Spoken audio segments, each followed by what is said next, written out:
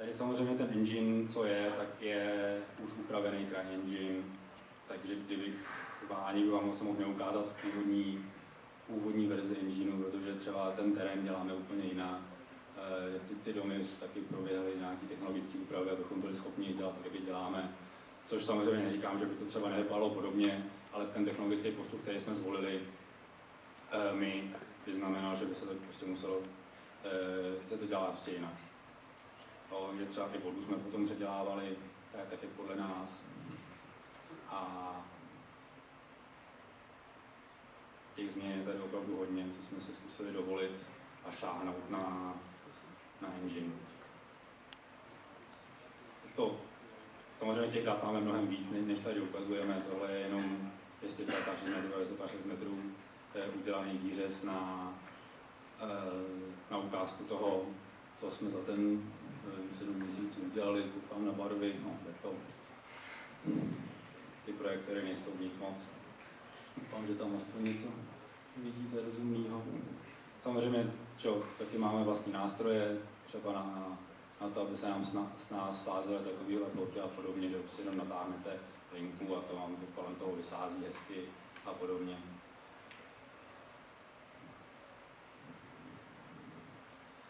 No, to na studnu. Jo, a vlastně začne, jsem zapomněl. A máte, ježiš, se to dostalo, tak samozřejmě, protože jsme Next Gen, 2011, tak máme i teselaci hardwareovou, abychom se pochlubili, jak můžeme krásně dělat kamenné věci. A pro fanoušky tady daná Vavry samozřejmě nejdůležitější věc na celé hře.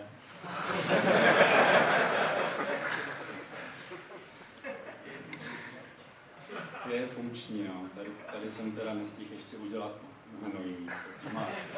Do finální hry tam bude, můžete se zkontrolovat. A zmizela mi slepice, tady ještě byly ráno.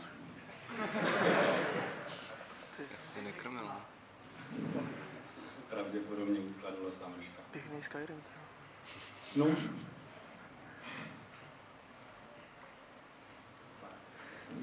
Ještě něco, pane vedoucí? Ale to bude fakt takový ten typický český rybník.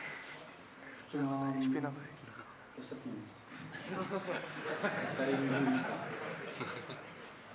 A nebo to dokončím a pak dáme otázky. No, co se týče toho detailu, tak samozřejmě tenhle ten domeček, třeba tenhle ten je podobný tomu, co menší trošku, co posíláme na ten test. A samozřejmě ten test neočekáváme, že nám to někdo pošle takovýhle kvalitě, že to jako ani je v podstatě nestihnutelný v nějakém rozumném čase po večer, když to děláte doma, že jo. Ale samozřejmě tím, že jsme si tam udělali vlastní technologické změny, tak to ani nejde jako udělat. Ale právě ty chyby, co jsou, často u těch lidí, co žádají o zaměstnání, je, že pak nám udělají test a pošlou, že třeba tyhle ty prkna mají úplně jiné řešení než tohle a to strašně vidí a jako bolí z toho oči a tím právě jako tím jim to sráží body. Samozřejmě potom, že to, co se snažíme, je, že aby šlo vidět co nejméně nějakých artefaktů a podobně, takže třeba, jak právě říkal Dan, normálně se třeba neřeší tady takovýhle jako hezký zamazávání rohů, aby to prostě vypadalo krásně plynule a měli jste z toho pocit, že to opravdu je uvěřitelný svět a není to jenom nějaká kulisa něčemu, co se odehrává a je to předskriptovaný.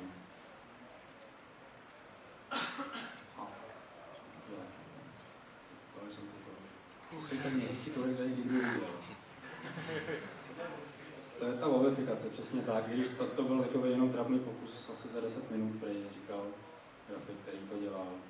Ale vypadá to krásně. Pak jsou další věc samozřejmě stromy. Když se musíte rozhodnout, teda, o čem ta vaše hra je a jestli teda budete stromu věnovat speciální úsilí, anebo si koupíte nějaký generátor. Generátor obecně vám ušetří ale tak čas, neušetří vám výkon ani vzhled. Prostě nejlepší nástroj na tvorbu grafiky, ať už je něco anorganického nebo organického, jsou vždycky ruce, myš a tablet. Nic lepšího nikdo nevymyslel, ani nevymyslí, protože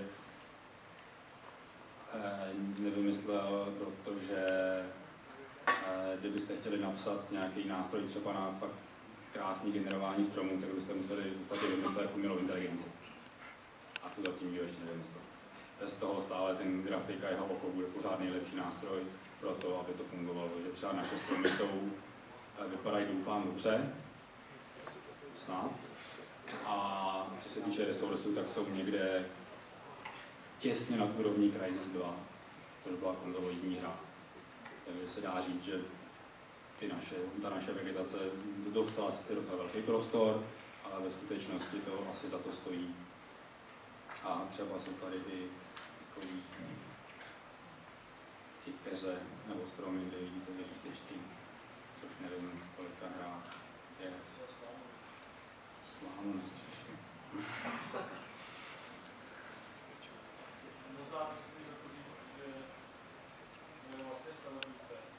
No, samozřejmě.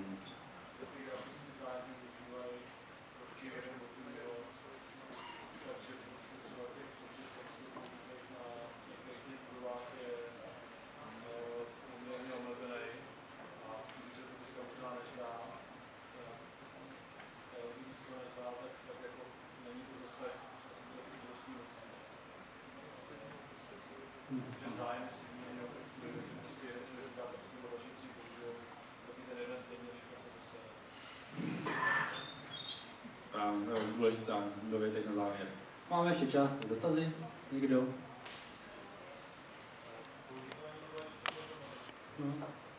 No. Máme na to systém.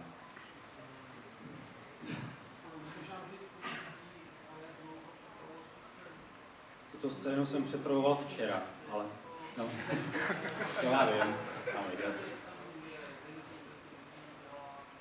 Tak ve skutečnosti nás je 5 grafiků a tady to jako odhadnout ten čas, jak dlouho tohle to trvá udělat, je docela těžký, protože samozřejmě ty stromy se dělaly pro celý obrovský level a pro celou hru, takže tím, že s tím někdo strávil třeba 2 měsíce, tak to není jenom pro tuhletu malou scénku, ale v podstatě ty domy vznikaly jenom samostatně a to byla, myslím, práce na 3 týdny pro jednoho člověka. Ale celý tohleto, jakoby, ano. Kolo se točí.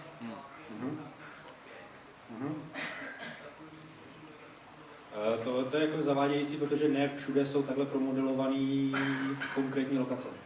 Často je tam prostě samozřejmě pole a to pole vznikne za 10 minut.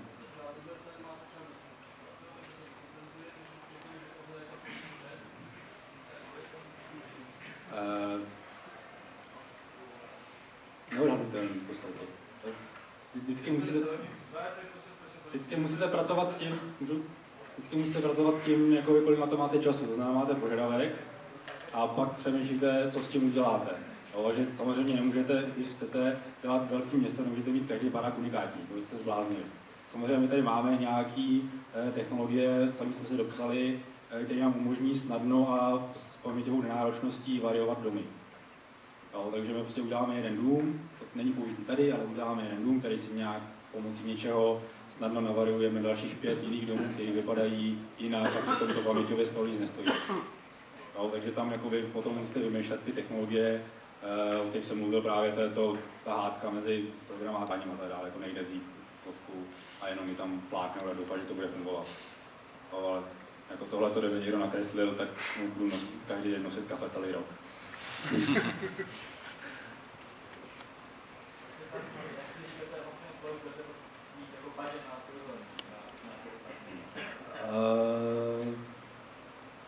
To je zajímavý dotaz. Jsou samozřejmě dva přístupy. Jeden přístup je takový, že se ten budget nastavíte dopředu.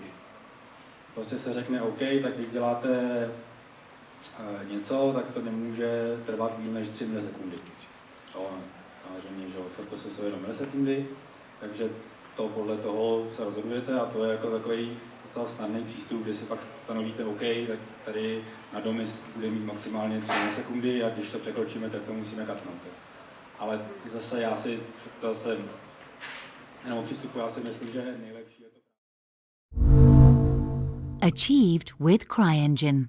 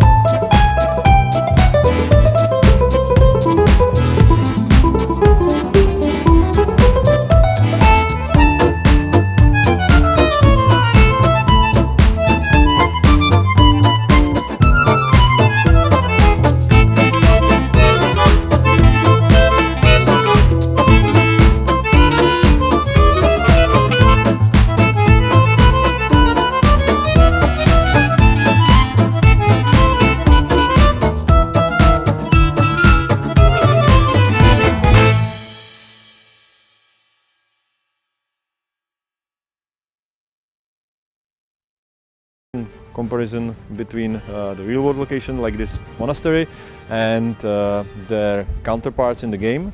Then we plan to have a video update about combat, about horses, character customization, and probably about NPC life cycles. So I hope that you will see a lot of features that we didn't show so far. And finally, by the end of the campaign, we plan to we have a big surprise for you, I hope. So stay tuned for future updates. Another thing is that you have a lot of questions on Kickstarter campaign. You send us a lot of messages and emails. We are kind of flooded with it, so we received like 7,000 messages over Kickstarter. We have 4 people sitting and answering those messages, but it's still not enough. So I'm sorry if somebody didn't receive a response from us faster. We are doing all we can to answer as soon as possible, but to kind of make it a little bit better, we are planning, or we probably already, when you're watching this, we probably already released a big update answering most common questions you ask us. So have a look at it, and hopefully it answers most of the things that were not clear. Hello and welcome to our first video update, in which we are going to show you how we build the worlds to our game.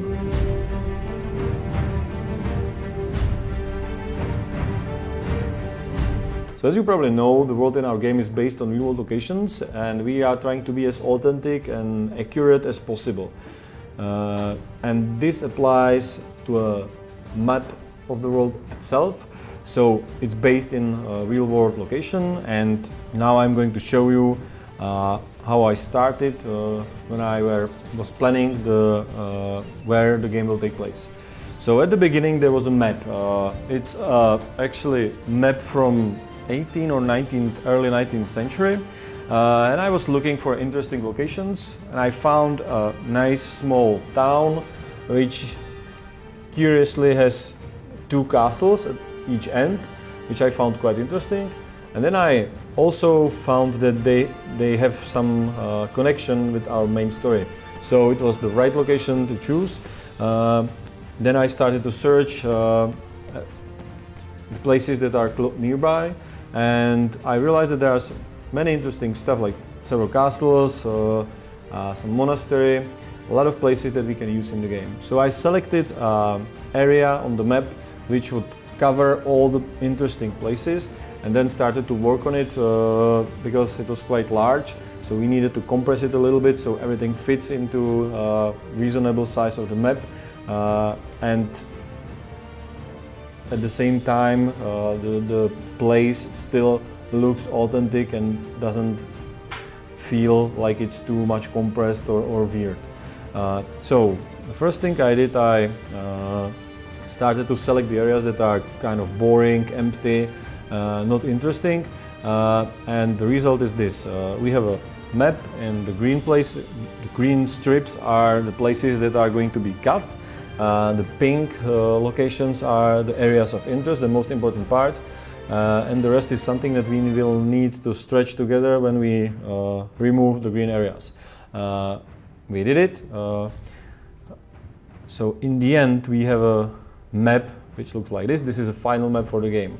So when the map was ready, we bought a satellite height map with a resolution of about 1 meter per pixel, which is quite high. And we started to adjust the satellite map with our in-game map so they fit. And then we start to paint the world in CryEngine itself. We start to paint trees, roads, build cities, give it textures and stuff, which is something that you can see the difference between the empty world and the satellite in the video. On the map from the game, you can see that I marked a lot of areas in the map with numbers. The numbers are corresponding with our design documents, where we have a lot of directories with every map, which should serve as some time of guide for artists how the particular area should look like. So here you can see that we selected a lot of interesting, nice locations and different parts of the map should look like these locations in terms of colors, atmosphere, vegetation, and so on.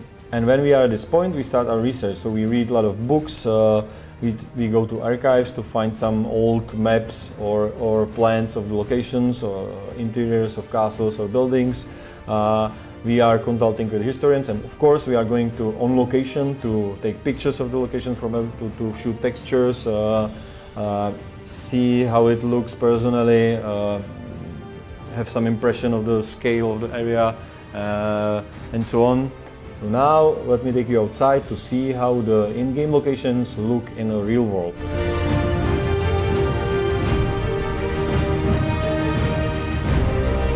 Here we stand in front of Ratai's Upper Castle, which is the biggest castle in Act 1. As you can see behind me, it's not actually what you can see in the trailer, because the castle was later replaced by a chateau, and then the chateau was devastated by 40 years of communist rule, so it's in quite bad state. Only thing that's probably left from the 15th century already is this wall, which you can actually see in the game if you are careful. And we are standing on a bridge that was formerly crossing the big castle moat, and which is not there anymore. And the gate behind there was a big tower. What we did is that we asked a local archaeologist who was doing some excavation work here, and showed him our sketches of how we think the castle looked, and consulted how it probably looked. We may make it a little bit bigger than it actually was. So originally it probably has only one tower, and we gave it 2 towers. But since nobody knows how it actually looked before, it's probably okay. Only part that's most likely the same as it was in the 15th century are the dungeons under the castle, and so we will probably show you the dungeons underground of the castle as well. And here you can see one of the walls of the castle. As you can see, it's like 1, 2, 3 and something meters thick. And now we are going to go to the castle dungeons, which are also 15th century, maybe earlier, I guess, dungeons from the same time the game takes place. So here we are in the original 15th century medieval refrigerator. It's dug in rock. It's really maybe even earlier than 15th century, and it was used to keep food fresh during the summer. It was filled with ice, and the ice was able to be there for the whole summer. It was very cold here. There is a tunnel that took melted ice away, water from the melted ice away, and it's not a big place. It's not connected with the rest of the castle dungeons. There are several others, and there is also one documented secret passage, which is in the lower castle. It was used to bring water from the nearby river or escape the castle in danger, but it's not definitely large underground complex.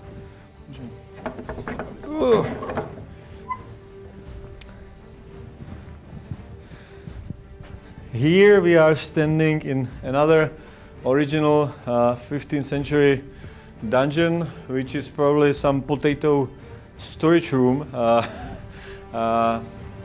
You can see here that there was no need to build a wall here because it's standing on a large rock massif.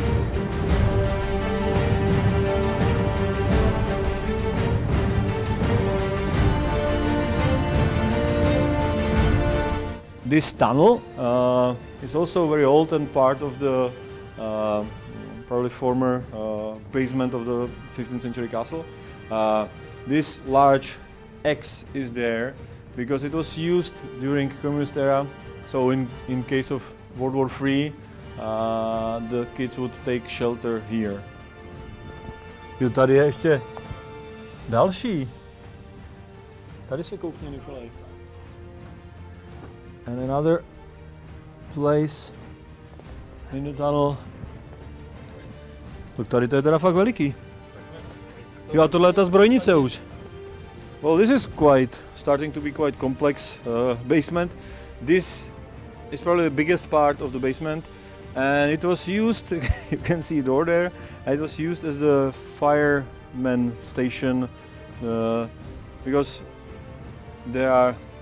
we are in the rock, but there is exit from the rock to the side on the street, and there was a fireman car stored there.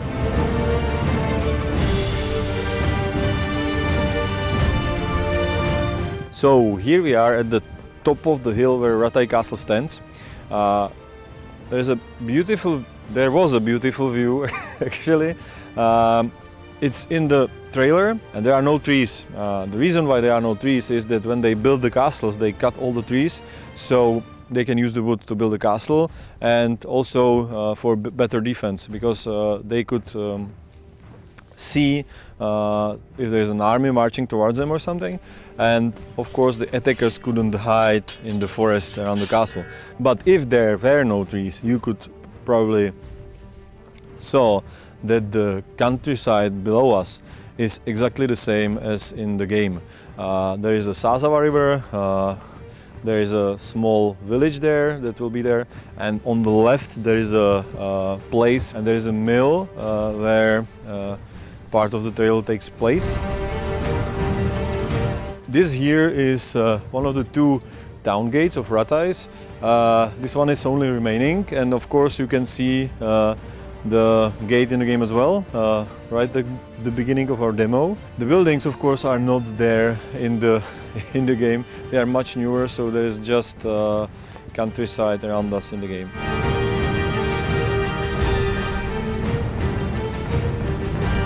And here we stand at the Perkstein Castle, which is a lower castle in the town of Ratais, and you can see that it's most of it is the same as in the 15th century as it looks in the game. You can see the castle on the screenshots. The difference is that the tower was originally much higher. The stones from the tower were probably used to build some houses around. There was also a bigger moat around the castle, and this wall is just in ruins.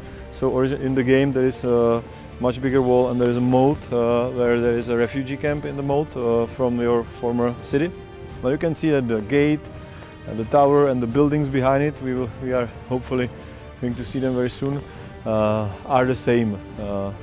The wooden structure there is new, it's not original.